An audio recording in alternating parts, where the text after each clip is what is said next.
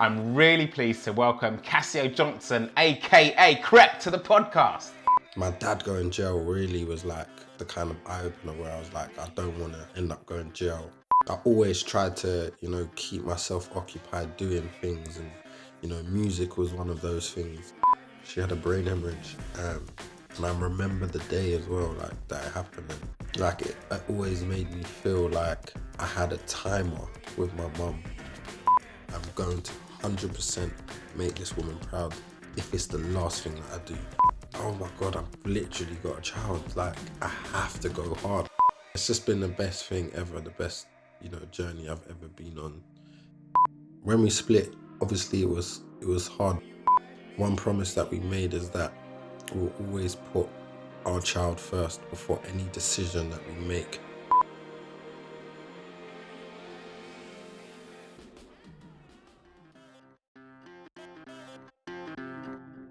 Hello and welcome to the Dadvengers podcast, sponsored by Tonka, because being tough is all about getting out and playing. My name's Nigel Clark and I'm founder of Dadvengers and host of this wonderful parenting podcast where we explore different aspects of parenting and hone in on the dad point of view. But it's not just about the dads. Mums, grandparents, carers, soon-to-be parents, we want you involved in the conversation too. So wherever you're listening to this podcast, please subscribe. It's so important because we can only continue to have important conversations like this if we can prove you're out there listening, and subscribing is the best way to let us know. So let's talk, let's laugh, let's share the things we find difficult and become the type of dads we really want to be. Today's guest is one half of one of the biggest acts on the UK hip-hop scene. But his skills don't stop there. He's presented BBC show The Rap Game UK, which is currently in its third series. He co-owns dessert restaurant Crepes and Cones, has been star of the acclaimed documentary We Are England on the BBC, and is the creator of a baby skincare line named after his daughter. I'm really pleased to welcome Cassio Johnson, aka Krept, to the podcast. Yes. Thank you for having me, brother, man. Dude, it is so great that you could be here and give some time because I know you are a busy man. Third series of Rap Game UK right now. Fourth. Oh wow. Yeah, because you're ahead of us. We just done the third. So we're filming the fourth. Sorry. Wow. Yeah, because you're ahead of what we see in the public eye. Exactly. Yeah. So that means things are going really, really well. Yeah, when you get a season 4, you know it's doing all right. We just finished filming that in Manchester. Oh, wow. So you go up to Manchester and film it. And you're based in London, right? Essex. I'm in Essex. Essex, mate. Okay, so did you grow up in Essex? Nah. I just moved out here. Where did you grow up? At Crystal Palace. Oh, okay. London, Southeast London. Southeast London. And what was it like growing up?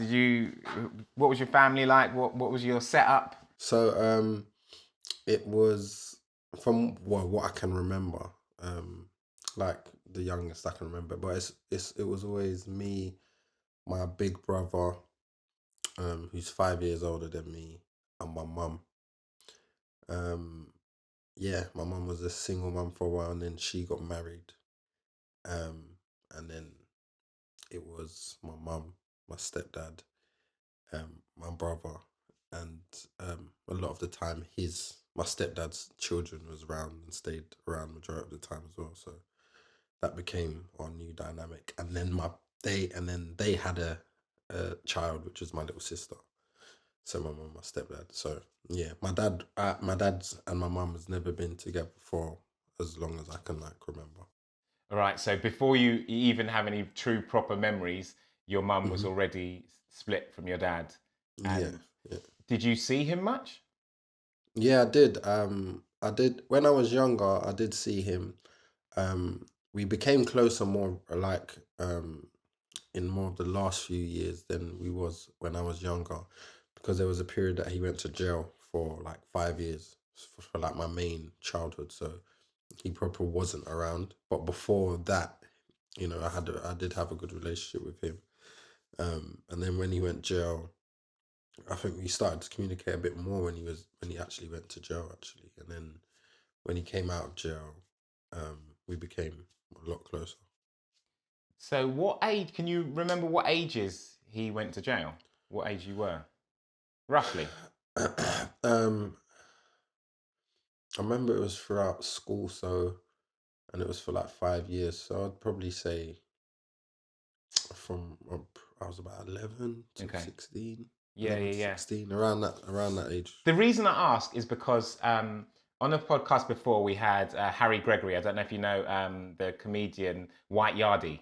Yeah, yeah, Does yeah. loads of stuff on Instagram and stuff. So he's been on the podcast before, and we've heard his story told from a different angle, where um, his dad was in jail when he was having a baby.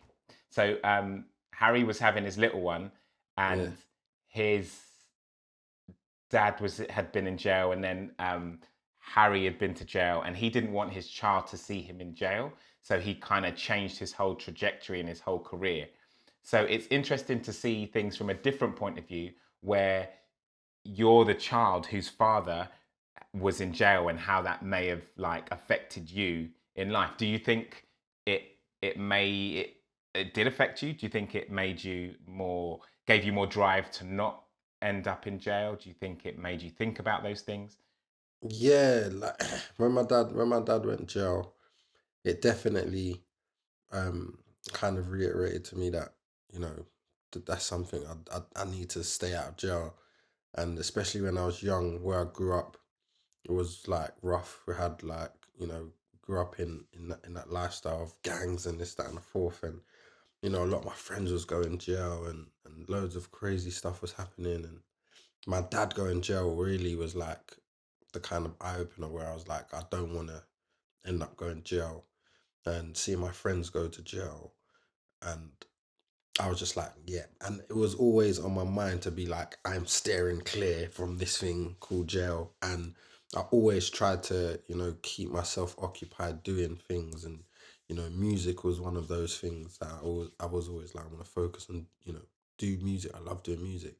You know, I even went uni, even though I hated it. I went uni, got a degree, and I feel like I was always like, and that was another part of the reason, innit? That I went to uni. I was like, if I go uni, what's the chances of me getting into? I'm gonna be in uni. I'm gonna Yeah, be out yeah. of London. And there was like, there were so many different factors. But definitely my dad going jail was like one of those kind of trigger points in my life that made me think, like from a young age. It's always been in that subconscious of me from when I was like, you know, 11, that I'm not going jail. I'm not gonna end up there. And just going to visit my dad in jail, I remember just seeing it, and I was like, I don't ever want to come here. Like, I never want to be in this place. Like, this is crazy. And yeah, I feel like it's always, you know, it's played a big um, role in how I've maneuvered my life. When you were there at that age and you're thinking about things like that, and you've got peers who maybe have family members in the same sort of situation, or have peers in the same situation, do you ever talk about that kind of thing? Did you ever talk to your mates about, yeah, my dad's inside? Yeah, I did. Like, um, I did speak to like my friends, because like my dad used to come around. Like, he used to work near where I actually lived, and um in Norwood Park. So a lot of my friends would see him and stuff, and then there was just a period where they didn't see him anymore, and it was like, where's your dad? And it was like, he's in jail, kind of thing. And you know, I had that question a few times, like, oh, where's your dad? Where's your dad? And it was just like, I just, you know, I didn't want to lie about it, so I was just like, he's in jail. Um, so yeah, it was definitely something that, you know, I spoke about. Were you embarrassed about it? I don't think I was embarrassed about it, because it just is, it was what it was. And you know, I have friends whose dads have been to jail. Even I've got friends whose mothers have been to jail, and so it wasn't like something I was embarrassed about. It was just more like, yeah, he's in jail, kind of thing. And Yeah, because the thing is, I asked that question because there's the other side of that question, which, if we're going to talk about this subject and keep it real, there's some sort of, what's the best way to put this? Uh, it can be celebrated in some sort of ways. In some circles, if you were in circles of friends that were maybe doing the wrong kind of thing, or getting into drugs and that kind of thing. To have a father that was in jail, it's kind of like you get props for that. You get kind of respected in some way, which is Oh wrong. yeah, because it's like, oh yeah, my dad was in jail, and it's like, yeah, I'm from that kind of lifestyle and this, that, and the fourth. Like, but nah, like I've just never been that person that's been like, I've always understood where I've wanted to be and what I've wanted to do in it. So like, even though I get it, it was like that it's in culture, this culture, the street culture, this youth street culture. It's like, yeah, if you go to jail, it's like a kind of like a, I don't know, badge Yeah. or something like that, innit? But I've always just thought, nah, like I'm not, nah, I don't ever want to go to this place. I don't ever want to go to jail. I'm gonna make sure I never go to that place. Um, so it wasn't something I was ever proud about, even though I grew up in that environment. Um, like I didn't boast about it or tell my friends, oh yeah, my dad's in jail for this. That it was always only if, oh, where's your dad? Or it was brought up in conversation and someone asked, and I had no reason to just, what I'm saying, lie about it. So I just that was the kind of way anybody would ever know that my dad was in jail. To have that kind of thought process and to stay that way, you must have had good role models. And that must have been in your mum. That must have been, were there other people? Who were your role models that kept you on that straight and narrow? Yeah, my mum was a great role model in my life. Just witnessing her, going through. She went through a lot, and it was her having a brain hemorrhage. She had a brain hemorrhage, and I remember the day as well, like that it happened, and like it always made me feel like I had a timer with my mum. So I felt like I need to just make her as proud as I possibly can. So she was a major reason of me always trying to my best to stay out of any sort of situations. And anytime I did get in those situations, I felt like I proper let her down. And I did get into a situation one time and she was just like, I failed as a parent. And I remember it and I was like, nope, this is it. And then I remember uni, I was like, yeah. And that was a part of it. I'm thinking my dad went jail, this and this. And I was thinking loads of all these other things. Then I was like, she was like the trigger point of where I was like, yeah, nah, I'm going to 100% make this woman proud if it's the last thing that I do. And yeah, so she was like a real driving force. And her saying that really hit me. And that was when I was like, yeah, no, I'm gonna make her proud. I'm gonna make her proud. And ever since then, I've just literally not let my foot off the gas pedal. Dude. Like that's one off, that's absolutely incredible and amazing, and you're a credit to your mum.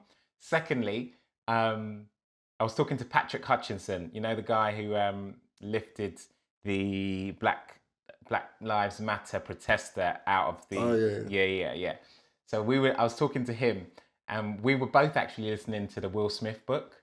We were both listening to it on Audible, and he spoke about a moment. Will Smith spoke about a moment when his grandmother, I think it is, like said she was disappointed in him, right? And literally the exact same thing that you're talking. And then Patrick Hutchinson had a person in his life who did the same as well. And it's just funny seeing successful people who've had a moment where a role model has been disappointed in them, and Yeah. you love that role model so much So much. that you change the trajectory of your Yeah, life. it literally catapults you into a whole new, driving force. So yeah, definitely. That's amazing, dude.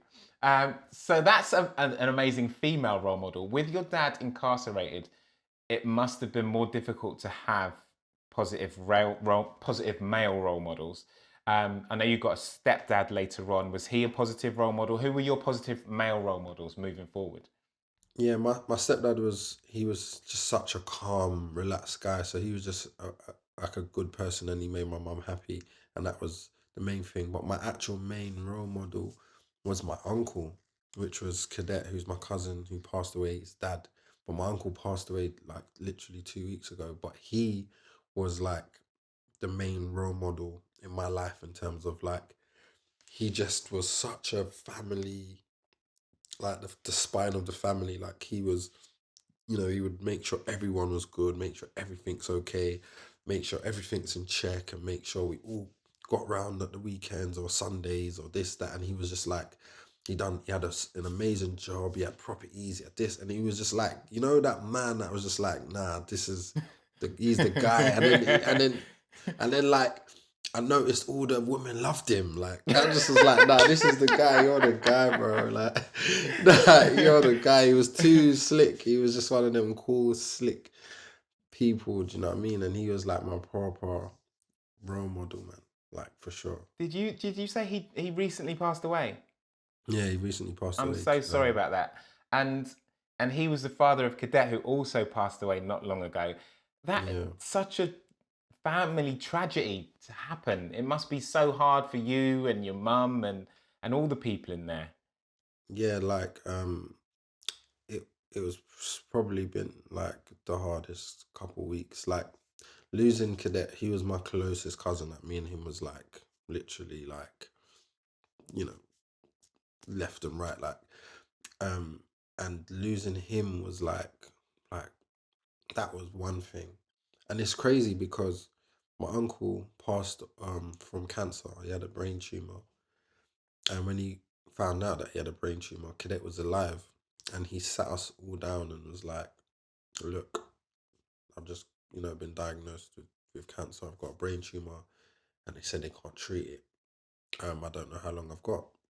And I remember me and Cadet was talking about like, oh, like, this is crazy, like, it's mad. And we was just talking about it, and he was like, yeah, he was talking about how they're mending their relationship, um, and how they're getting closer, um, because they had issues as well, like, father and son issues, and they started building back on their relationship.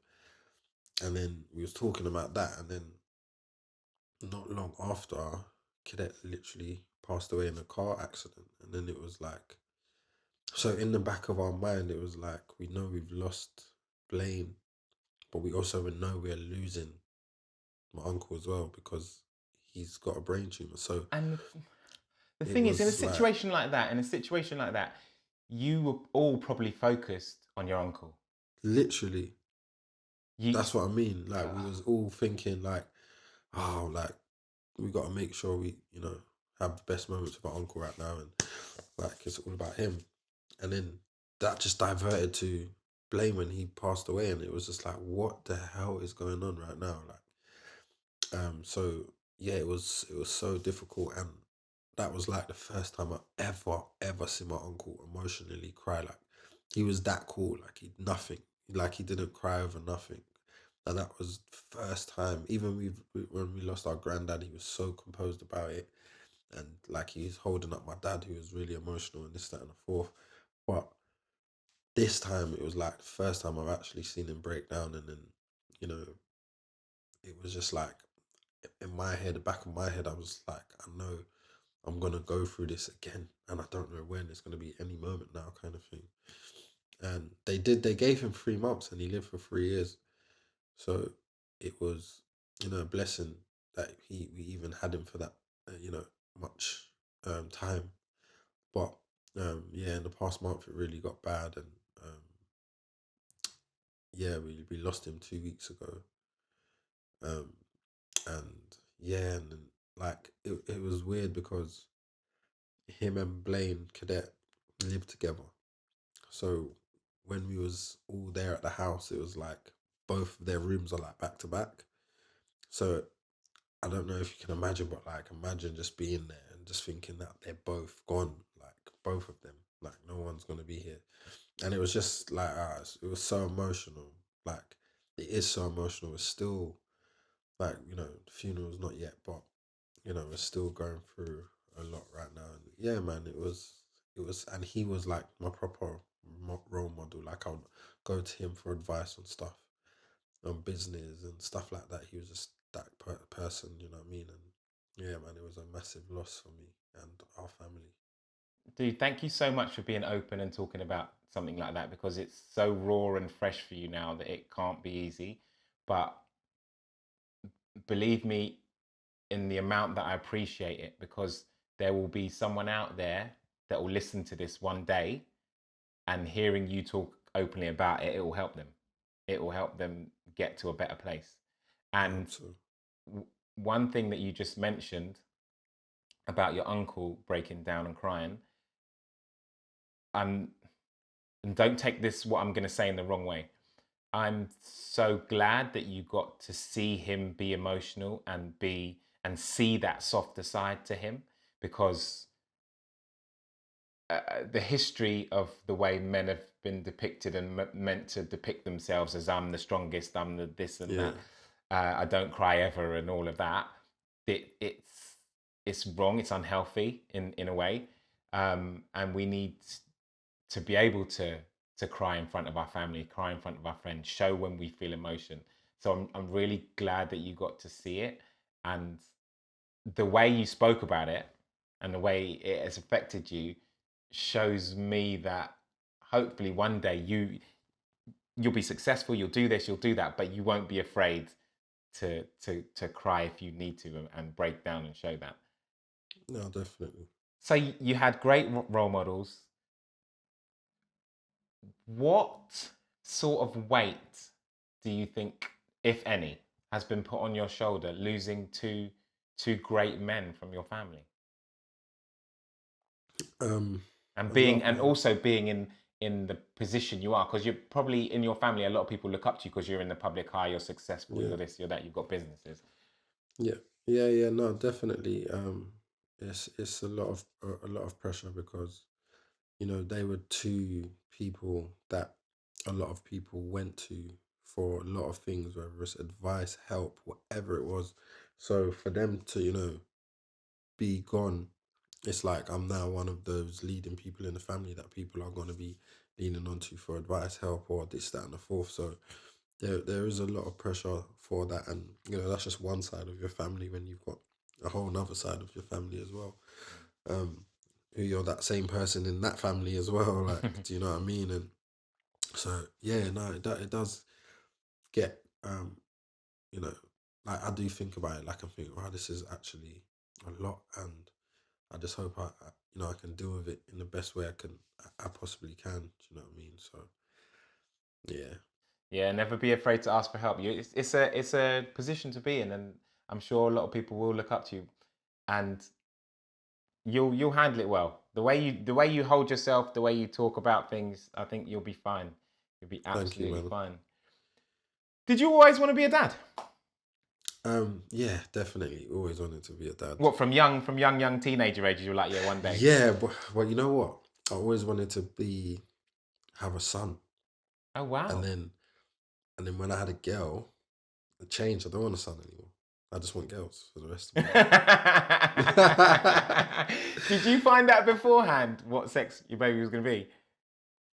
Yeah, we done a gender reveal, Yeah. but before the gender reveal, so we done the gender reveal about like 4 or 5 months in, Yeah. or 6 or even 6 months. Wait, 20 weeks no, probably yeah, 20 yeah, it week was like scan, and then after that. yeah, it was about 5 6 months in, found out what was happening, but before I was sure it was a boy. Like I had a boy name, everything. Like it was like, yeah, it's a boy. Painted the room. I swear I even got him a little Man U top and that. Like I was just that sure. I was like, yeah, like it's matching. Like, but yeah, and then when I found out it was a girl, I was like, a girl? Like, no way. No way. And it was like proper like, oh yeah. But I did always want to be a parent. Like I did. Like that's always been something that I've been like, God willing, I'll be able to have children. Yeah, man. And yeah, Definitely. And congratulations on becoming a father. Little girls thank you. melt those dads' hearts. They do. Yeah, they do. They do. And They I can like. see that your daughter has definitely melted yours, because you went full 360, mate. You're like, what? Sorry, full 180. You're like, I want girls now. Girls all the way. Yeah, yeah, girls, mate. Girls, she's something else, like having, a little girl that is literally dependent on you, and, they're looking at you for every next step, and then learning off you like a sponge. And, Yeah. you know, like it's just, yeah, it's just been the best thing ever, the best, journey I've ever been on in my entire life. How did it change you when after your daughter was born? That was like the next kickstart I needed. Like, you know, there was that one with my mum, Yeah. and then there was this one was like the refuel that I needed. And Turbocharged, hit the nitro. yeah, it was like, oh my God, I've literally got a child. Like, I have to go hard. Like, they, and it changed me because it just changed the way I thought about things. In terms of, I was somebody that always put like, you know, work or business first. And when she was born, I changed that around and put her first.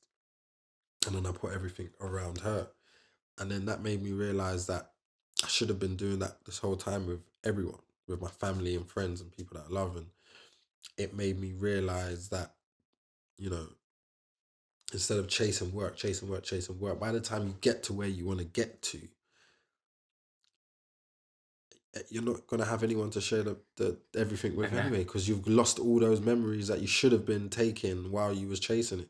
Yeah. So she made me realize that, and she's really brought me back down to, you know, putting other things that are a lot more important at the forefront of my life. And, you know, obviously working is important, but I was literally like, work, and then maybe I'll see if I can go and visit you, or it was just literally work. But now she's really balanced me out and made me realize that I can still do both and make time for things that are important, because, you know, she's my priority. So I work around her now. You remind me of I was the same. I was a workaholic kind of guy, and I was doing a show where I was traveling around the world doing a theatre show, Stomp, and it was my mum's 50th birthday, and I just got this job. I was just new in this job, and we were away, and my family were throwing a party for my mum's 50th, and I was going to be away. And I didn't go back to that party. My mum was like, no, you need to be, because I'd been this new job. It was like literally career, just like, you know, when your career goes from like, okay, normal to like, bosh, like you're on the scene now. And it was like only a few weeks into that. And I didn't want to be the guy who was like going away from work for a family situation, like just arrived at work and then I'm leaving to do this. Leaving, yeah. And to this day, I'm like, do you know what? Now, looking back at it, I'm like, you should have just gone to the party. Like I made my mum's Literally, innit? 60th and I made my dad's 80th, and it's never happened ever again. But it's a tiny little regret that I have where it's like, yo, I should have made that party, should have done that. Yeah, I've got a few of those, man. So like, I've just definitely felt like, yeah, and especially after, you know, losing Blaine and losing my uncle, and like thinking like, I don't want to have that feeling where I felt like I should have spent more time with this person, I should have done more things with this person. So she's definitely changed my thought process in that aspect. We are so happy to have Tonka as our sponsor this series. Basic Fun's Tonka collection is packed full of fun vehicles for kids who want to get out and get tough with their toys. So dads, you've got no excuse. Grab that mighty steel classic truck. It's time to head to the sandpit for some tough play. Another thing I want to touch upon with your story is that now you've had your first child, but you're now co-parenting. You've split from your daughter's mum, and now you co-parent together. How was that adjustment? Because some people find it really hard. Some people take to it a little bit more easy. I mean, we live in a time now where it's blended families, and it should be, you know, it's all about the child. But sometimes that doesn't happen. What was it like for you? With me and Sasha, when we split, obviously it was hard, because for both of us it was like we were so used to just spending, you know, every day with our child that we've just had, to then I've got her some days, you've got her some days, I've got her some days, and getting used to that dynamic. But one promise that we made is that we'll always put our child first before any decision that we make, whether it's an emotional decision, or, you know, anything out to do with feelings, emotions, or Yeah. anything personal, anything we're feeling, we're gonna put that aside and we'll put what's best for her first. And once we made that decision and agreement, it's been easy since. Like, every decision that we've made is always for the best interest of her. And I feel like And then as time goes on, you start getting used to the dynamic of it. So now we're both used to, not having our daughter all the time and seeing her all the time. And, this is daddy time and this is mummy time. And that's become our norm. And we've done that longer than we've done, had her as a prior to being split. So we're now used to that a lot more than we was before. So, time is one thing. It's just you just gotta believe in time. Time, makes everything easier, and you get used to things and those dynamics, and put the child first, man. And that is the number one rule. Like, no matter what decision you think you're gonna make, think, is this in the best interest of my child? And if it isn't, then you're making the wrong decision. Totally. I'm in full agreement with you there. Um, what I'm taking from what you just said is that the communication between you and Sasha, even if it's in a strained place for the two of you, you still communicate in an adult and what's the word I'm looking for? Um,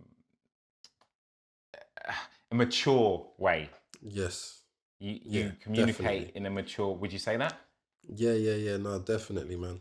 Because we all have these times where, we don't see eye to eye with someone. And some people can get to the slanging matches and the shouting and the screaming and all of that. And you may have been there, I may have been there. But sometimes we take a step and we go, hold on, that's not the way things should be done. And you get to that point of good communication. Was that difficult for you? um, it's difficult, but like it's still that thought process of put her first. Like there'll be times me and her might be arguing, like, "Oh my god, you're so selfish, you're so this, you're so that." Yeah, no, da da da da da. All right, be there 8:30.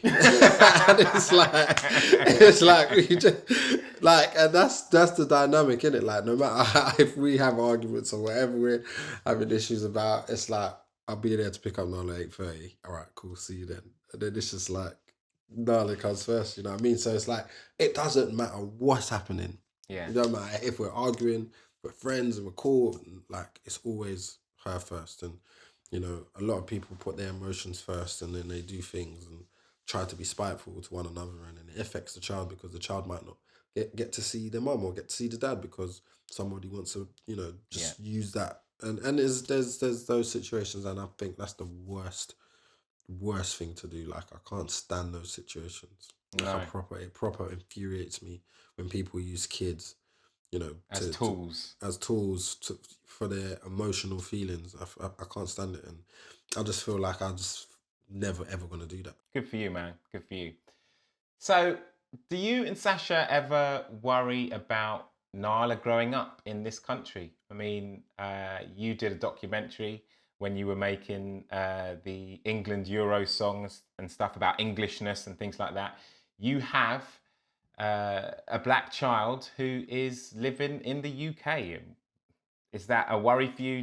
Do you think about certain things? Yeah, it is I have thought about it. Like I've definitely thought about like, oh, I should go to school, and And worry might be the wrong word. I might have used the wrong word there, worry. I thought about it. Not Yeah. not necessarily worry, because I don't worry.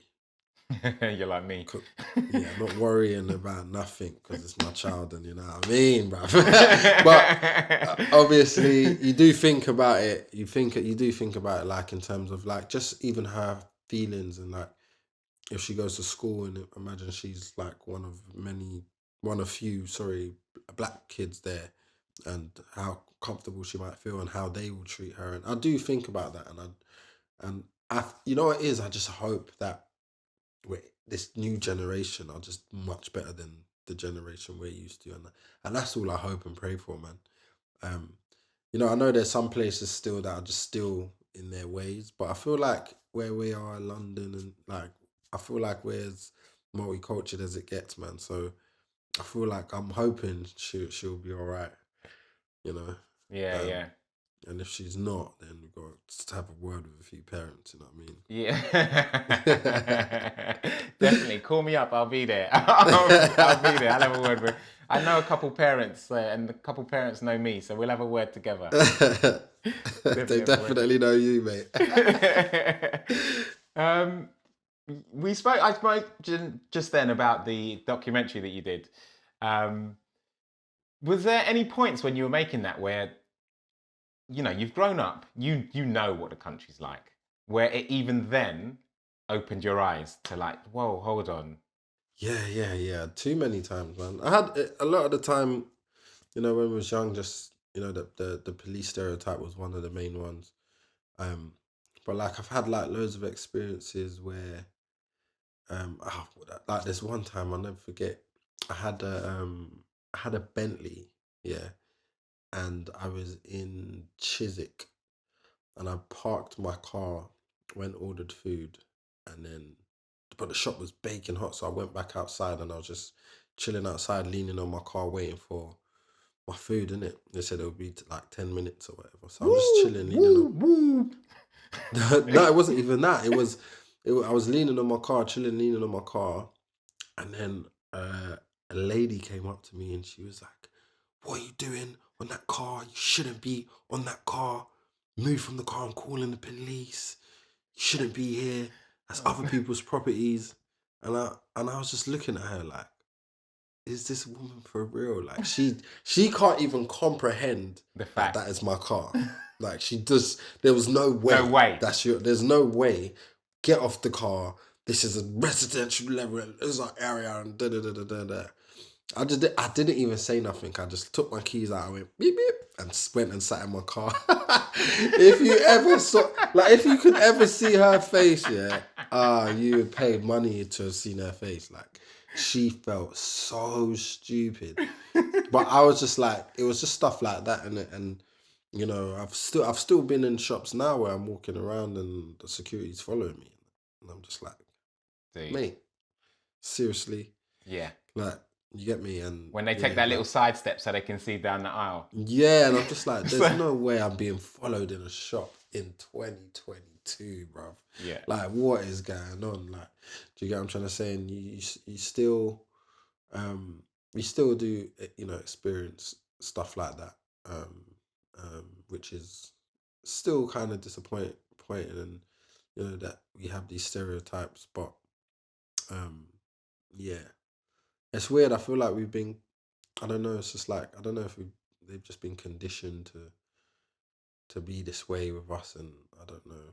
Like, it's crazy. Yeah, that happens a lot. I mean, conditioning to just accept things, do things, be a certain way. We don't even realize it. It's unconscious. We've been conditioned in certain ways, and we just go about our lives and don't make any changes. But that brings me nicely to what you've been doing, because we're conditioned to just buy products off the shelves, aren't we? Whether that be a skincare product, whether that be, a razor for your face or whatever, and we're just told, yeah, this has got this in it. It's cool. It's awesome. Go and buy it and use it. You have developed a skincare range for children that changes the game, right? Definitely. Tell me a little bit about that. Tell me about where the idea came from, the whole thing. Yeah. It's very disruptive. In a And I good know way. that. Yeah, it's very disruptive, and I know that because a couple of the other brands are a bit like, "Oh, what's happening here?" And I've been told certain things. I'm like, "Ah, this is great then."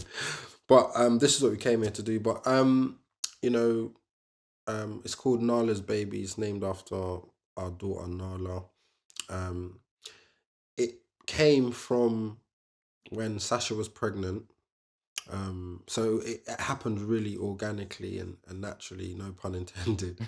But it was when Sasha was pregnant, she was really like concerned about what she was using on her skin and what she was eating. And then she was like, "Oh, I heard like, if you put certain things on your skin, it can seep through your pores and get into your fetus." And she was just like, so it's like On it. everything needs to be natural. Yeah. She was just like, so, and she's like, yeah, natural. And she got introduced, and we was getting gifts from baby showers and stuff like that. So we was getting loads of gifts and of loads of different skincare products. And then someone was like, "No, you really need to check out this app. It's like the biggest rating app. It rates ingredients from all these cosmetic products, from baby to adult to everything." and it just tells you how clean each ingredient is in each product. Wow. And we was just like, what? So, and it was just like, yeah, just type in whatever it is that you're using, just type it in, and then you'll see, it'll give it a rating. So it gives it a rating from 0 to 10. The app's called Think Dirty. So it rates 10. 10's the worst, means it's got loads of harmful ingredients in there. 0 is the absolute cleanest. So as you can imagine, all the gifts that we're getting, we're typing all of this, the baby products, we're typing them all into the app. And like a lot of these products are like, we're typing in there like 8, 9s. We're like, what is going on? Like, you know, you might get a decent 5 and you're like, 5 is decent. Like, this is crazy. And this is the best that we're getting. I was like, so you're telling me there's no 0s, like not one. And all the 0s that you will see, they're like from America or other countries, or they're like £25 a bottle. They're mad expensive. And it's like, so that was like another thing. So I was like, so you're telling me there's no 0 rated in the retail stores where you just go and average buy, you know, products and anything that's just normal, accessibly priced. There's nothing. It was like, it don't exist. And I was like, what? There's no way it can't exist. So we're looking everything, you know, we're going to the shops and looking at all the products that's on the shelves in the stores, in the boots. You were in packs doing every. Yeah, I was literally like just battering this app, like, and it was like 8, 8, 8. I'm like 5s. I'm like, what is going on? So we was like, let's just make a product then. Let's try and do a 0 rated product that is accessibly priced. Let's try and do it. And it was like, okay, cool, where do we start? I don't even know where to start. And then that's when it was like, okay, let me put my business hat on. And I'm someone I'm so big on like networking and reaching out to people. And, you know, they say your network is your net worth, don't they? Yeah. So I reached out to a few people that I thought might be able to help. And they could. And someone was like, it's crazy because I just met this amazing manufacturer that does skincare and stuff, and then like, this idea sounds great. Let's kind of get together and let's create a brand and how we want it to look, and then we will go to them and see if it's something they want to do, because you are asking for an awful lot here. So I was like, okay, cool. So we designed the branding and was like, oh my god, this looks amazing. And then we took it to the manufacturers and was like, okay, look, this is the plan. We want to make a baby skincare and hair care range, but the only thing is we want it to be 0 rated on here, so it can't have not one single toxic ingredient in there, no harmful parabens, chemicals, sulfates, none of that. They was like, okay, cool, that can be done. I said, all right, and there's these other things as well. Can we get it to be the most natural? And it was like, what is the most natural out there? And I was giving them references, and I was like, I want it to be 100%. They was like, no, because if you have 100%, then there'll be fungus and microbes growing on it. You need some sort of clean preservative alternative in there, but you can get clean preservatives and you can get cheap ones. And I was like, okay, as long as it's clean and it's not toxic and it's not harmful. They was like, cool. So then we spent back and forth, and they was like, all right, we've got it to 95% natural. And I'm like, no, not good enough. Going back to the drawing board.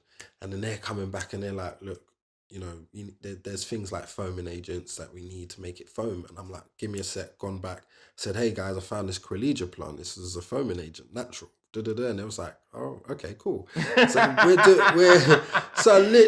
doing this. Like, it's so much back and forth. And then we're like, yeah. And then they come back and said, we've got 99%. I'm like, 99%, let's go.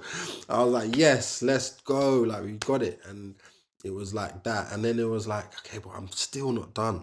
I'm saying, like, we need it to be eczema friendly, sensitive skin. Also, if it goes in their eyes, I don't want it to burn them as well. They're like, okay, so you want it to be tear free as well? I'd say, yes, alcohol free, this, that, and that gave them. And then I said, I want the bottles and all of the stuff to be, you know, recyclable, environment friendly. And I was like, make sure you're not testing it on animals. It needs to be cruelty free. All of this stuff. And then it was like, oh my god. And then I said, and I still want it at around £5.50. And they're looking at me like, you're mad. Like, you're a madman. you have to be selling this for at least triple the price. Like, you buy a pack, like, this doesn't even make sense. I'm like, no, like, we have to, because everything that's good for you is always expensive, innit? Yeah, totally. So I was like, no, let's try and change that. And then, in order for obviously this to work, we do have to sell loads and people do have to actually buy it. But I'm willing to take that risk by, creating a product that is this good at this price range. Like, and I said, I don't mind taking a risk on it, and I'm doing it because I want to change that narrative of everything being good for you is expensive.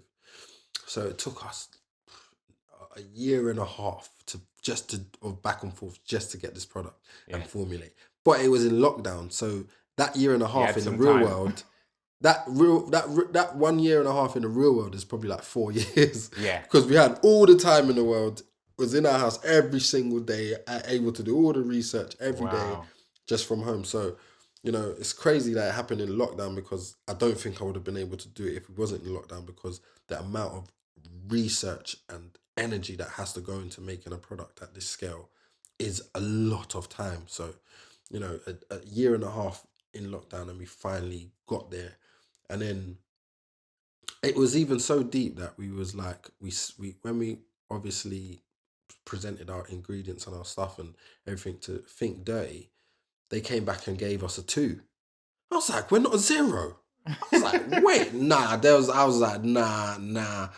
But they was like, it's not even just about the ingredients. It's about your manufacturers have to prove that the ingredients that you're using are not being cross-contaminated as well. I was like, oh my God. Okay, cool. And then So you had to go back again to try and get that. Back again, and then we had to change some of our suppliers for ingredients because they couldn't prove that. So then we had to, change that, and then we finally got all of our products to be proof that they're not cross-contaminated and all of this stuff. Then we got the 0 rating across everything, and then it was like, we've done it. Now we've done it. And then once we got to that stage, it was like, this is a lot bigger than, just selling this online, man. Like, it's a lot bigger than this. And, when we took it to Boots was just like, yes, and yes. Like, even the fact that, even when we told them the price point, they was looking at us like, you sure? You sure? Did you get that wrong? Did you miss a 0 off? You guys sure about this? Yeah. It was like, yeah, man, let's do it. And they was like, this product is incredible. And, they was in love with the brand. They said the branding's beautiful, like, and the product actually matches, how good the branding is. And, you really, really pushed the boundaries here in terms of all the checklists that you've done, and, how clean it is and natural, and going out of your way to put your brand out there. Because going out there and putting your brand out there to a rating app that literally will tell the truth about your product is a ballsy thing to do. The thing is, what you've done, right, would not happen unless it had the backing of someone like yourself. So I'm really proud that you have done something like that, because it's, when you get successful, people always ask what you're giving back, what you're doing to give back, what you're going to do to make the world a better place for people. And what you've done there is exactly that. I mean, you could have gone on, making music, having other businesses that, are successful and great and do great things. But this business that you've set up here is that and more. It's changing the landscape for people. Literally, like, and I feel like I'm literally going to force all of these other brands to be better. Dude, the people are going to support you. I've got a baby due in November, and you know what I'm going to be using? I'm going to be using Nas baby. I'm actually going to go out and buy some stuff for myself right now and try it on my skin. No, I use it for myself. I swear I use it for myself. I swear I do. So yeah, no, I wish you all the luck with that, and I'll back that all the way, mate. Back that all the way. You're doing a good thing there. Listen, buddy, we've come to our time, because I know you got to get back to it. You got back to the grind, back to the parenting, back to the daddying, all of that. Thank you so much for taking the time. There's one last question that we ask all the guests on the podcast, and it is this. If you could have dad superpower, what would it be and why? Instant 30-minute nap time. But wagwan, rude boy. 30 minutes. I can just put you to sleep for 30 minutes. Cause not any longer, because I want, you know, I get it. I totally get it. You know what I'm saying? I don't want them to be sleeping all day because I want the time to bond. But there's them moments where you need 30 minutes. They need 30 minutes just as much as you need 30 minutes. No, and they don't even realise they need 30 minutes. They're like, no, I don't need no 30 minutes. They're irritated, they're agitated, they're vexed, they're moaning, and they don't even know why. It's because you need 30 minutes. Boom, here's your 30 minutes, and you can just give them 30 minutes. Oh my God. And then we can go and get what we need to get done. Dude. Oh my God. Dude, that might be my favourite so far. 30 minutes. So, dude, thank you very much. Good luck with everything. I will see you soon, yeah? Definitely. Appreciate you for having me. It's been an honour, man. Thank you. No, man. The pleasure is ours. Take it easy. See you later, brother. Wow, wow, and wow.